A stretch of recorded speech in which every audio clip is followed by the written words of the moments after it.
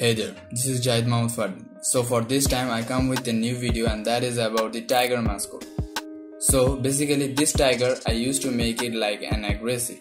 I was inspired by this tiger photographs. As you can see, it looks amazing, isn't it?